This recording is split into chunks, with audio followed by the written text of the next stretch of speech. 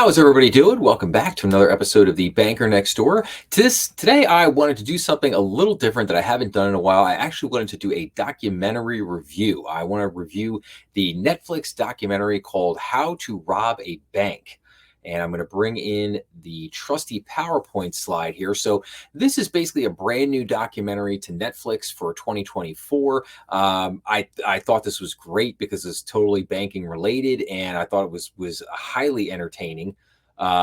So let's talk about this for just a second, just to kind of give you guys a little background detail here before we get into the story. So this was a documentary for 2024, which just released on Netflix, I think just a few weeks ago.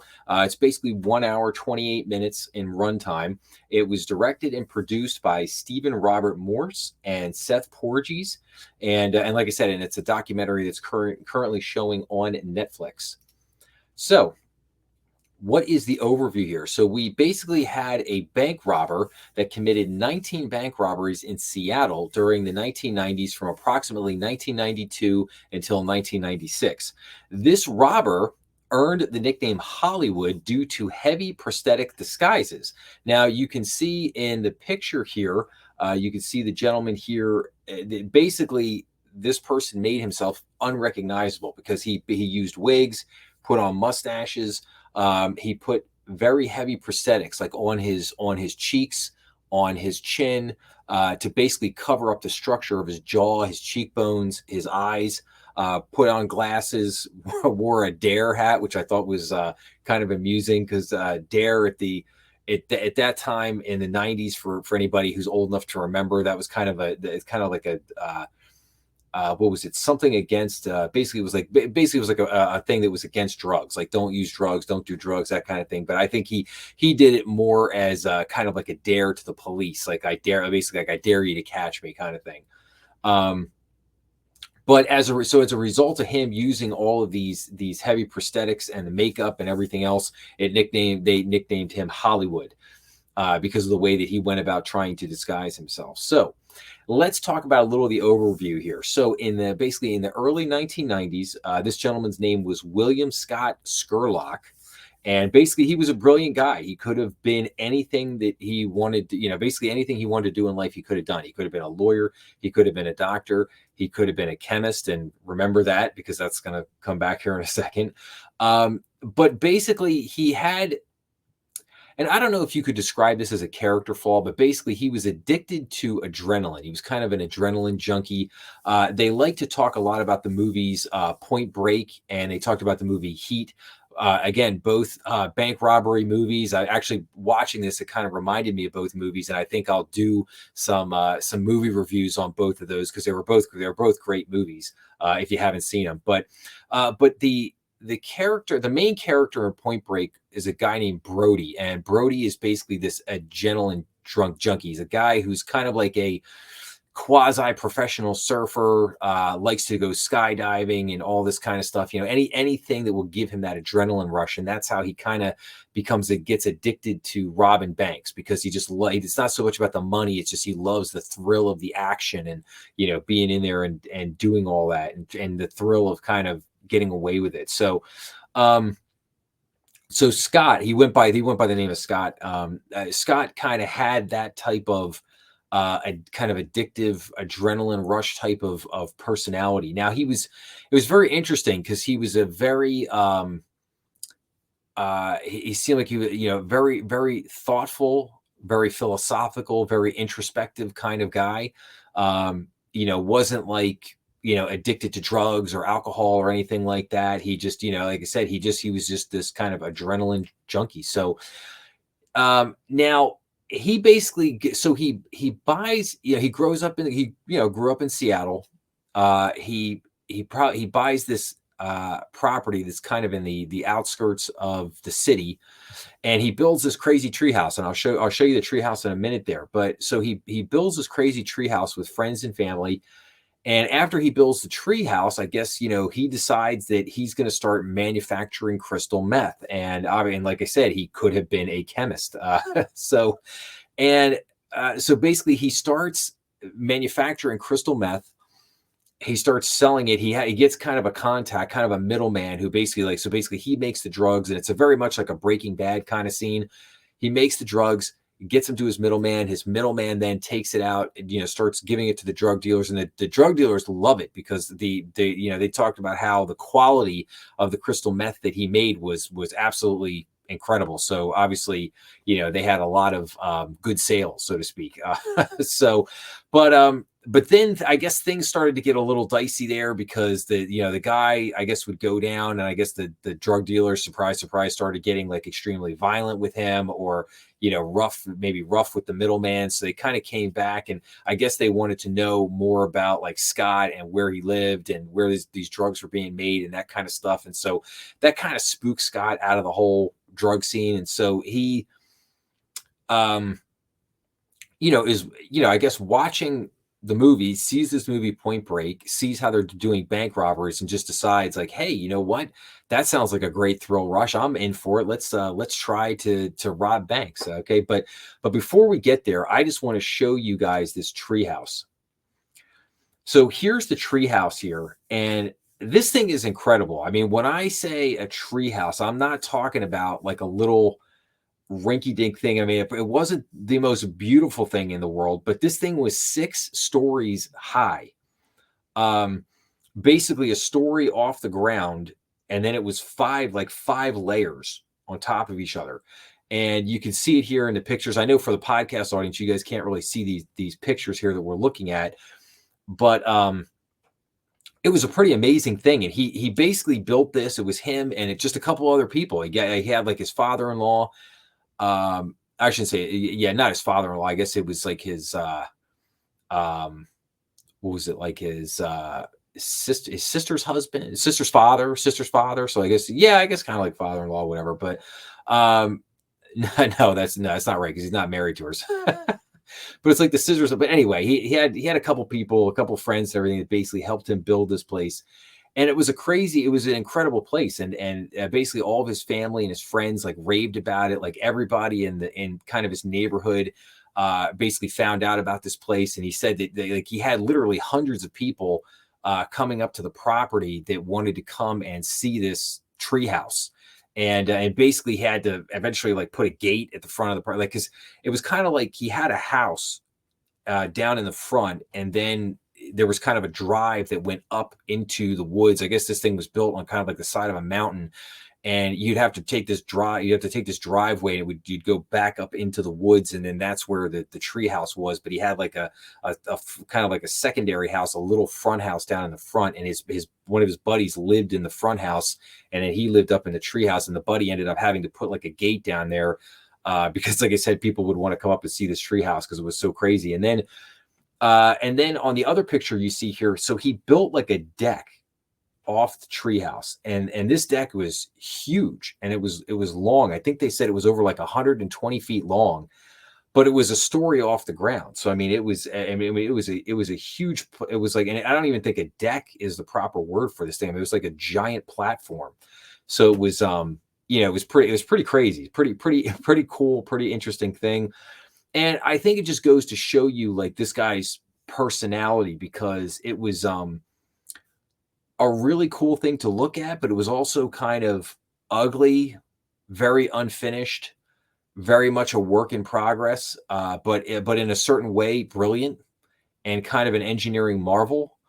And I think that was I think that's very much how this guy was. So it's very interesting. So, okay. So now let's talk about Seattle a little bit. So, because this is important to the story. So Seattle was basically changing in the early 1990s. You had, Boeing was kind of the main driving force there in Seattle's local economy for a long time. And then basically you had Microsoft come in. Microsoft blows up, and with the maturing, the growing up of Microsoft in the 1990s, basically they created a kind of a tech industry that was followed very quickly by like Amazon.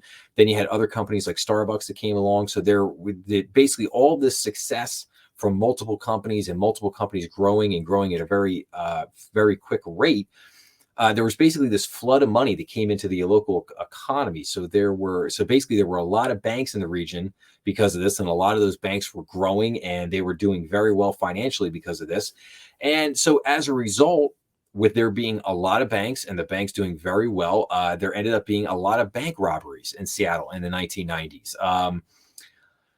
I guess people figured, hey, it was an easy way to try to make a quick buck or whatever, and these banks had cash on hand or whatever. But that was kind of what was happening in the area. So you had a booming economy, a lot of growth, a lot of money, a lot of cash being kept in a lot of these banks in the area, and so it was good times there at Seattle. But like I said, people were also feeling very adventurous. Um, Okay, and then like I said, yeah. So now, again, after the drug business isn't going so hot, Scott decides he wants to get into robbing banks. So basically, they started robbing banks in 1992. The first robbery ended up being kind of a disaster. He had a guy who was like a lookout, and then he came into the bank, and they were giving people the wrong orders, and had like kind of like ski masks on, didn't really know what they were doing, and it was kind of like a total messed up, bumbling, stumbling act, and basically they were super lucky that they got away. So, but over time, Scott gets a lot better at this. Like he really turns into a basically a bank robbing pro over time, and he does have a couple of people that ultimately help him out here. He has one guy who operates as a lookout and just kind of sits outside with a police scanner and a radio, and basically just, if the cops pop up, he says, hey, you've been busted, or they're outside or whatever, you got to go. And that gave Scott time to, skedaddle and get out of the bank. He had another couple of friends who would ultimately help him in a couple of these robberies by actually coming into the bank to help him. But then they also had a couple other people. They had a friend that simply goes by the nickname of Mustang, and Mustang was somebody who actually worked inside one of these banks and basically would feed Scott a whole bunch of information on basically banks' policies, procedures, the protocols, and basically just say, hey, here's the security features.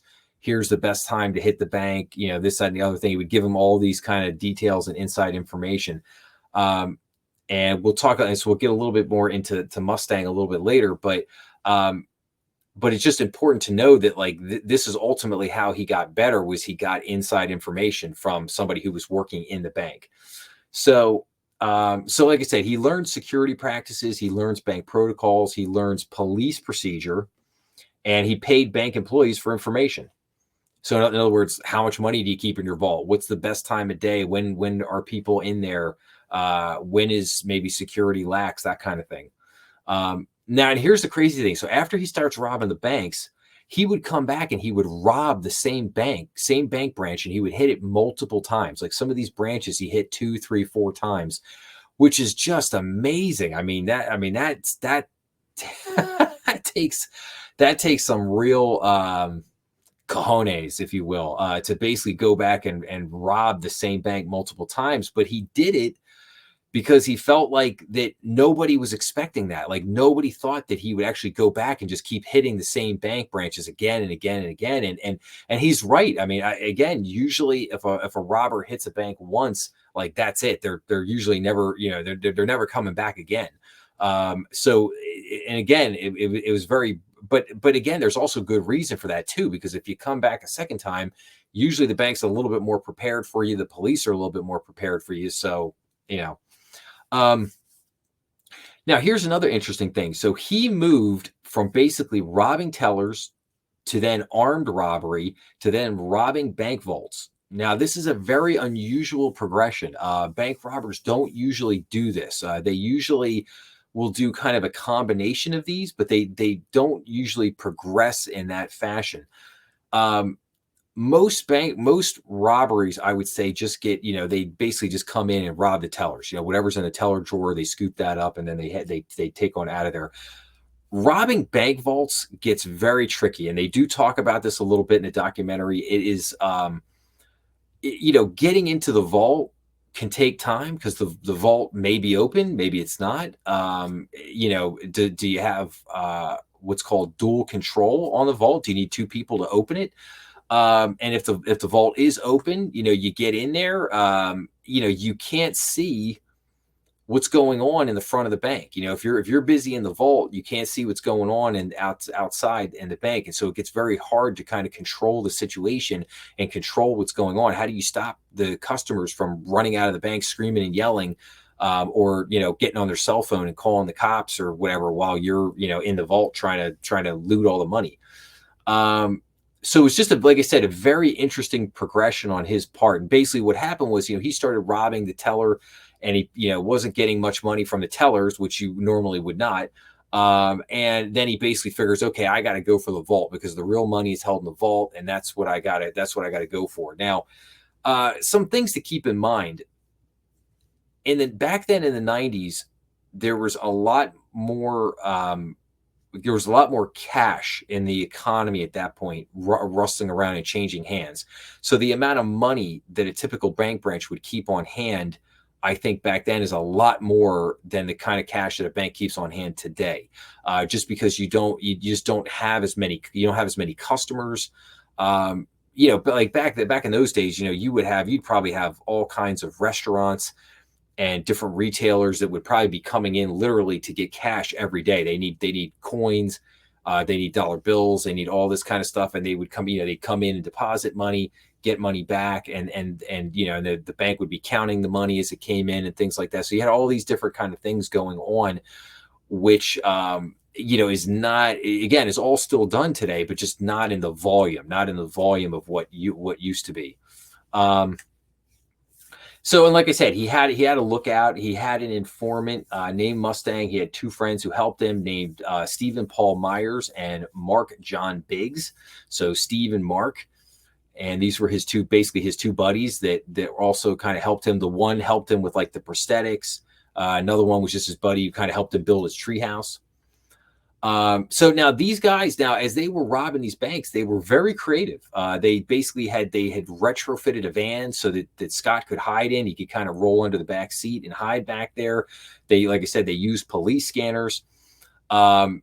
And then basically after the robbery, so after they stole the money, they came up with kind of the ingenious idea, which is copied a lot today, but was not really back then. They would then travel down to Las Vegas and launder the money through gambling at the casino. So they would basically go down, pick a baseball game, and basically say, okay, I'll put 10,000 on this one and 10,000 on that one.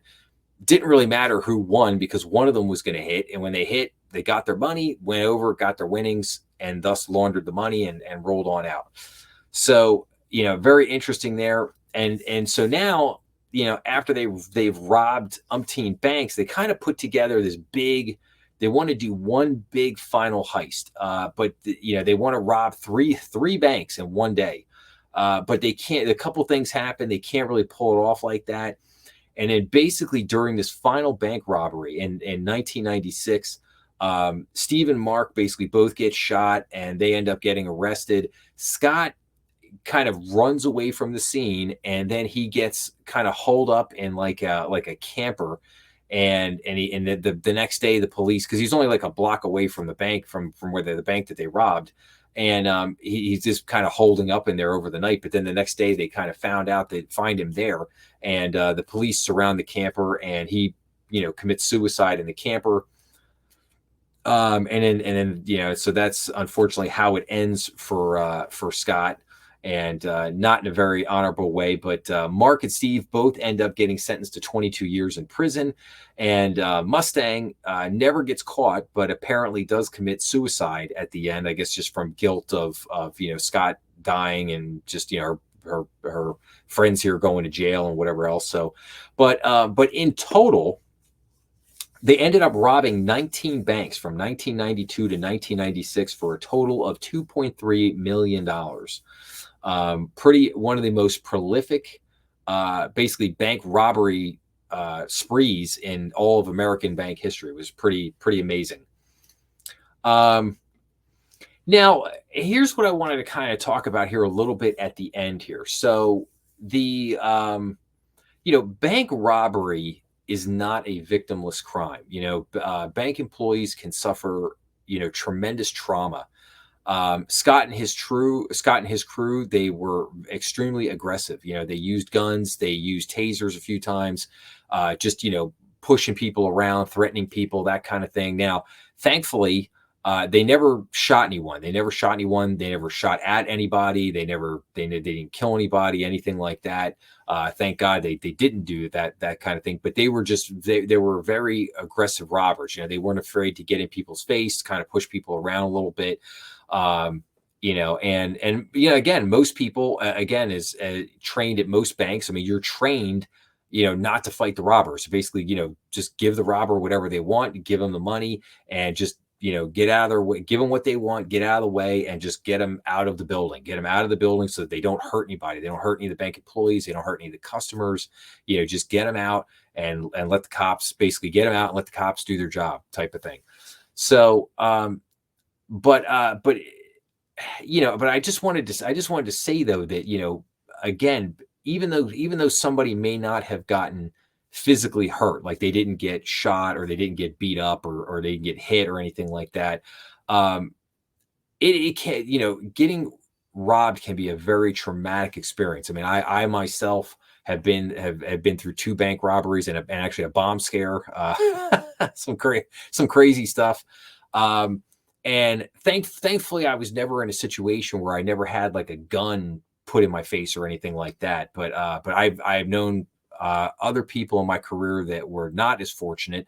I had a guy that I worked with who had been pistol whipped pretty bad during a bank robbery, just some other people that had guns put in their face or had been threatened in different ways. And it can be a very traumatizing experience, and it can be something that sticks with people for a very, very long time. So, and I think that, Scott and his crew, I'm sure that they traumatized many, many, many of those bank, customers. And I'm sure there's probably some of them out there today that were probably watching this documentary and probably not having good feelings and good vibes from it. So, and then ultimately, these guys were undone with basically new technology, electronic scanners. So, but beyond, so they put some electronic scanners inside the bills, and basically the cops were able to track their vehicle using the electronic scanner. So,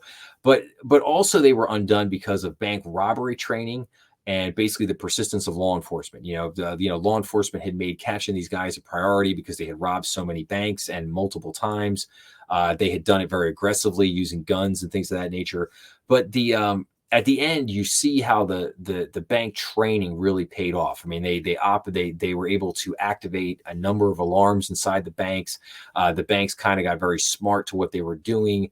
Upgraded some of the security systems and security features and things that were in the bank. So, and this is very typical, I think, of the history of what you've seen with banks and technology and bank robbers. And, this has been over the decades. It's just this constant kind of cat and mouse game of, all right, the robbers learn how to do this, then the bank adjusts, then the robbers try this, then the bank adjusts. And that seems to be how it goes, and then, like I said, some of my, a couple of my, like I said, robbery experiences is that, a couple times they were just basically they were just robberies with notes, the robber comes in, passes a note to the teller, and most of the time, they get the money from the teller drawer and then they're out. And a lot of times they're out of there before even the customers know what's really happening. So,